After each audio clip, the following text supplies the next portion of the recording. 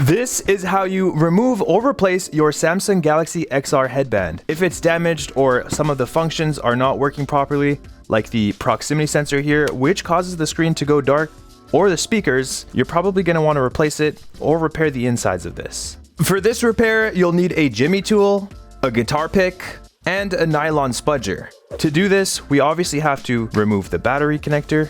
We'll put that aside. And now we obviously want to remove everything else.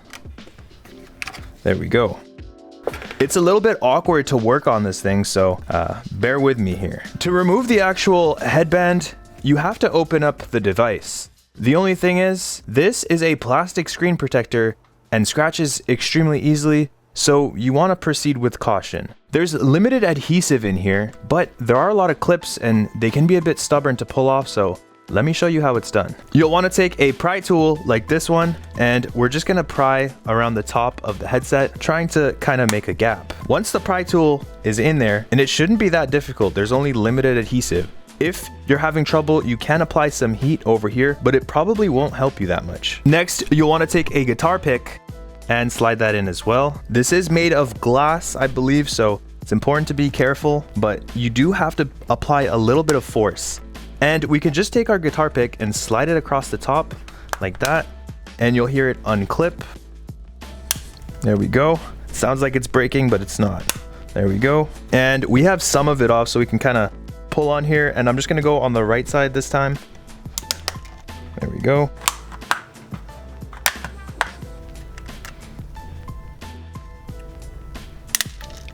And there we go.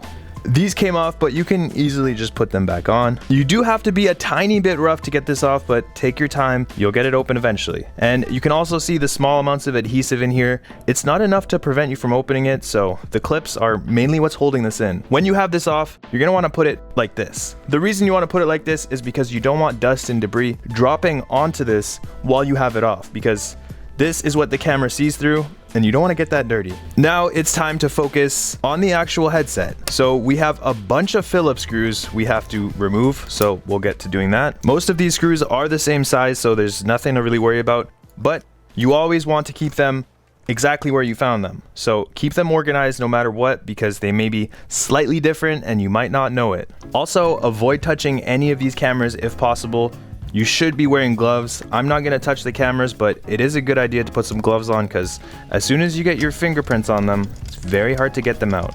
Some of the screws are a bit stubborn. If they're not coming out, just leave them in. It's fine. They don't need to come out right away, but keep a mental note of where they are. It's important everything goes in the same way it came out.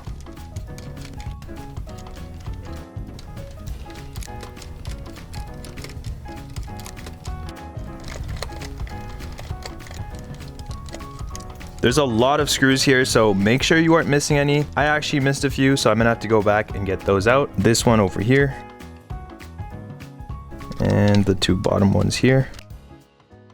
Okay, it looks like we have all the screws out. Some of them are still in there, but they're not screwed in. Next up, what we need to do is pull this off. So all you're gonna do for this is literally just pull it off.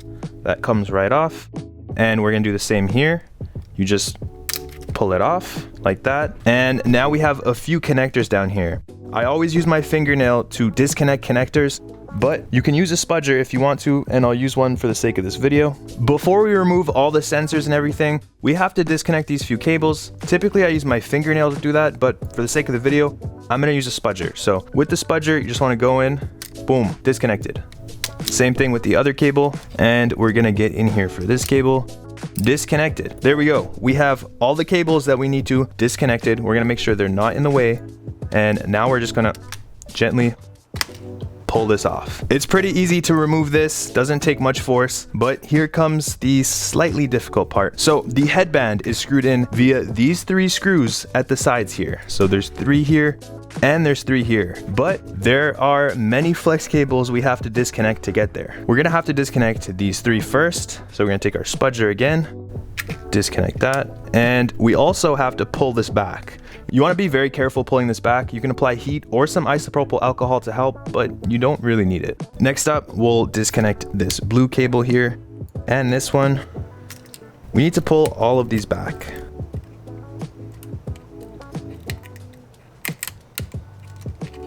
And we're going to do the same exact thing on the other side. So we have to disconnect this. And these two are connected, so you want to be careful. Disconnect them both first and then pull them back. You're going to want to also remove this one from the other one. So you can just pull it back like that. We don't want them connected right now. All right, now that we have those disconnected, we can unscrew this screw here, and we also need to unscrew this screw over here. And now that that's done, this is the interesting part. So to actually remove this entire plastic bracket, it's going to take a lot more steps, but there's kind of an easier way to go about it that is less conventional, but should still work fine. So what we're going to do is kind of pull this back, and there's no real issues with this. If you do want to fully remove this, you can, but it's just so much easier to do it this way. We'll just pull it back, and then we're going to stick our spudger in like this and just disconnect it. There's 2 flex cables on this side that need to be disconnected. And now we can peel these back behind the plastic. There we go. We'll do the same thing on the left side. Disconnect and disconnect, pull them back. Now we have all the headset connectors free. Again, you can go deeper and remove the motherboard and this bracket, but I found this to be much easier. So now that we have all the cables that correspond to the headband detached, we can start to unscrew. So we can unscrew these 3 over here.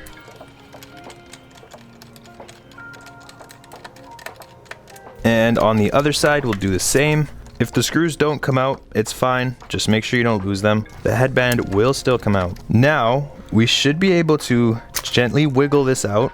You don't want to pull it as hard as I did, but as long as the connectors aren't damaged, you're pretty good. We'll do the same thing on the other side. Just try and wiggle it. There we go. And that's that. The headband is now released. Before you reinstall a new headband, if there's screws in it, you obviously want to remove it because they will make it harder. All right, we have no screws in there. It's time to reinstall the headband. So you're just going to slide the headband back in pretty much the same way it came out, but be very careful of the connectors. You don't want to damage them. Now the headband is aligned with the VR headset. You're gonna take your screws and we're just gonna screw it back in. It may be kind of awkward to get the screw in, but just keep trying and you'll get it. We'll do the same thing with the other side.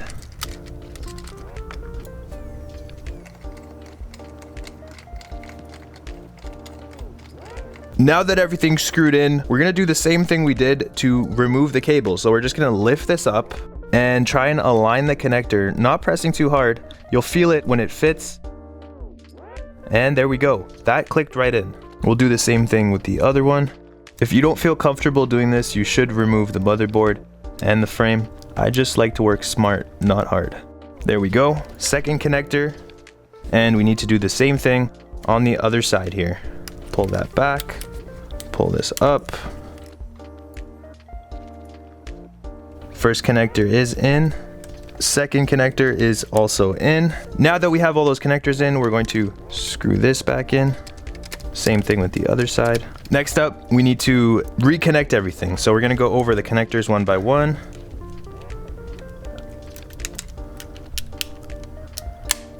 There we go.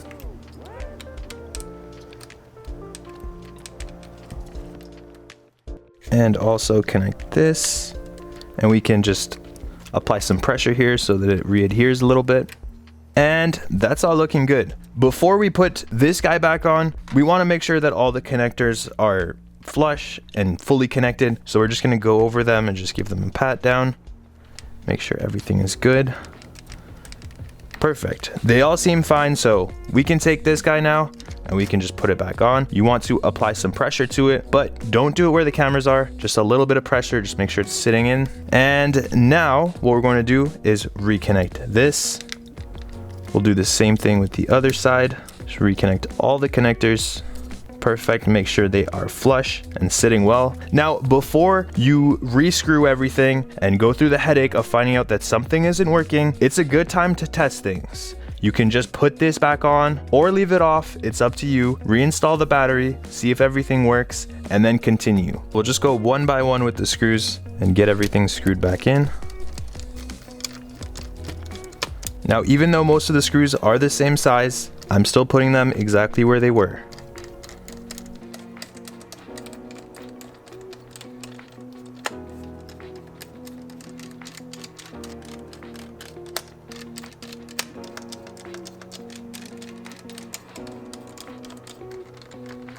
That's perfect. Now that we have all the screws in, we'll just clip these guys back in. Again, you really want to be careful that you're not touching the cameras. You should put on gloves.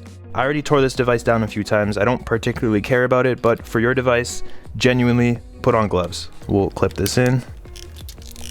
There we go, just clips in like that. And the left side as well, just kind of push it in. That's perfect. So we have everything put back together. Now we can take the cap. We're just going to give it a nice little push. There we go. And we're gonna give it some more. There we go. We're basically just clipping everything back in. Everything looks good here. Now you can take the battery and test it out. And it's all working. It's starting to boot up. I see the Samsung XR logo. Anyway, guys, I really hope this video helped. And if you have any comments or questions about how to do this process, feel free to drop them in the comments and I'll try and get back to you. I'm kind of excited to see what mods come out for this device. There probably will be a few. Anyway, until the next one, peace.